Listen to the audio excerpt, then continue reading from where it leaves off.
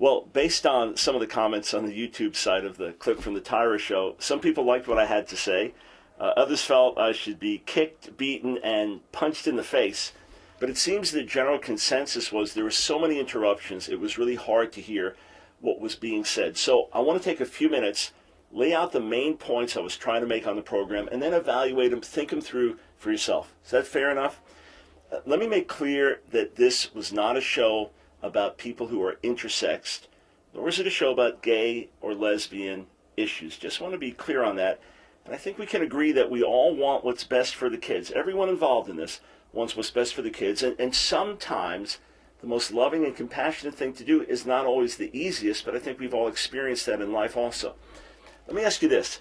Can we agree that ideally, if these kids could be changed from the inside out and be at home with their bodies and their biological sex, that would be the best course of action? That would be the best outcome we could hope for. Can we agree on that? I mean, you think otherwise, the trauma a little kid has going to school, say a boy that wants to wear a dress to school, and the other kids make fun of this boy, and they call him the girl with the penis. And then he gets to puberty and has hormone blockers to delay the onset of puberty. And then sex change surgery, and then probably hormones for life so that he doesn't develop into what he doesn't want to be, and then he'll never be a fully functioning male or female at that. And then, school teachers have told me the trauma this brings to other kids in the class, the gender confusion it brings to them. One boy came home from school, an 8-year-old boy the other day. He was crying because he had to undress in the locker room in the presence of a girl who claimed to be a boy. So if these kids could change from the inside out, that would be the best outcome. The question is it possible? What does the science say? Now, let me be clear. I'm a professor and a minister. As a minister, I could talk to you about God's love and the power of prayer and say there's nothing too hard for the Lord. But in the context of the Tyra Show, I was asked to come on and talk about the scientific evidence. So the question is, what does the science actually say? GID, gender identity disorder, is still classified as a disorder by the American Psychiatric Association, the American Psychological Association. And let's remember that these are organizations that are very pro-gay. Some even say gay activists. In the 1970s, these organizations removed homosexuality as a disorder from their classifications, and yet they still classify gender identity disorder as a disorder, despite the fact that they are very gay-friendly. That has to make you think, okay, what's actually going on here? You say, well, I've heard it's genetic, I've heard it's neurological, I've heard it's all the brain. Oh, okay, hang on. There is no clear evidence that says that, say, these kids have a boy's brain in a girl's body, or vice versa. There's no brain test that can be run. And at best, it seems there is some biological or some genetic contribution to the problem, but the fact is almost every human behavior has some biological or genetic contribution to behavior. So the question is, can these kids really be changed then? Is there evidence that from the inside out they can be changed? That's why I quoted Dr. Kent Zucker. Many feel that he is the world's foremost authority on gender identity disorder. And by the way, his views are much more liberal than my views. For example, if a kid with GID ends up gay or lesbian or wants to have sex reassignment surgery and is at home with themselves, he's fine with that. He and his team have surveyed over 900 kids, youth, children, since the mid-1970s with gender identity disorder. And let me just read you some information on this. Dr. Zucker believes that the younger the child is, the better chance there is of getting them to be at home with their biological sex. And one leading gay-friendly psychiatrist sent this private note to me. Many children who want to transition before puberty no longer want it afterwards. In a recent major study in Holland, as well as in Dr. Zucker's research sample, most boys who want to be girls in childhood end up as men who do not want to be women. The worst thing we could do then is to reinforce the wrong behavior in these little kids. And let's remember, the brain has what's called plasticity. In other words, it grows and develops depending on how it's used. So a recent study of cab drivers in London found that the navigation part of their brain was much bigger than the navigation part of other people's brain for obvious reasons. So you don't want to reinforce wrong behavior in these kids. It's going to make it even harder for them to be at home in their biological sex. Dr. Paul McHugh is a member of the President's Council of Bioethics.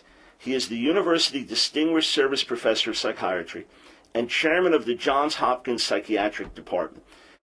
Now, I've heard people say, well, he's Catholic and he's conservative. Look, Dr. McHugh is one of the most respected psychiatrists in the world, and again, chairman of the Johns Hopkins Psychiatric Department. This is what Dr. McHugh says.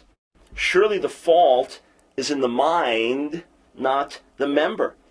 He said, it is not obvious how this patient's feeling that he is a woman trapped in a man's body differs from the feeling of a patient with anorexia nervosa that she is obese despite her emaciated, cachectic state.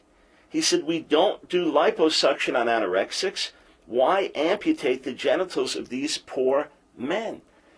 Dr. McHugh sent me an email the day that I was on Tyra. Quote, I hold that interfering medically or surgically with the natural development of young people claiming to be transgendered is a form of child abuse. And it was Dr. McHugh who drew attention to the parallel between those with gender identity disorder and what is called body identity disorder or body identity dysphoria.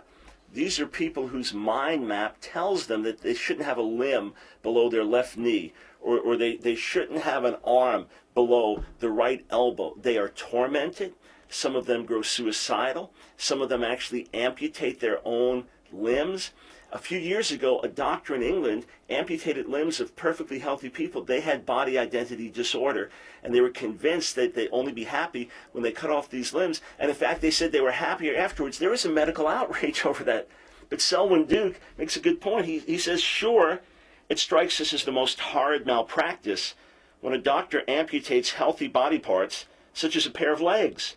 But then should we call it something else just because those healthy body parts are between the legs? Someone sent me a clip from a Jerry Springer show. I'm happy I cut off my legs. This was a man that was convinced he was a woman. It destroyed his marriage, destroyed his family as he started to live this out. But then he was also convinced that he shouldn't have legs, and he ultimately cut off his legs. He sawed them off himself. Now, obviously, this man needs help. But what was amazing on the program, when they brought out his ex-wife and his daughter, they were furious with him, not for cutting off his legs, but for transitioning from male to female and destroying their lives and destroying the marriage and family. And why is it okay to amputate what's between your legs and go on hormones for life, but it's considered crazy to amputate a leg? These are both disorders. People need help. And again, the ideal is to change from the inside out. And look, let's be honest, we live in a day where there's a lot of gender confusion. There are scholars, activists who want to, quote, undo gender, blur gender, bend gender, multiply it exponentially. A young lady here in Charlotte was teaching at a nursery school for 4-year-olds. She was not allowed to call the kids boys or girls, had to address them as friends so as to make no gender distinction. There's a guy who posted on YouTube and said that he was polysexual, said, I don't believe in male or female. Like, male and female are not our enemy. And the best thing we can do is help kids embrace who they really are. Let me make a suggestion. How about if we stop talking past each other and talk to each other? Let's not be angry. Let's not be mean-spirited about this, because, look, we agree we want what's best for these kids, and let's invest the resources, the energy to find out what's really happening so that they can be helped from the inside out and live happy, productive, whole lives. Isn't that really our goal?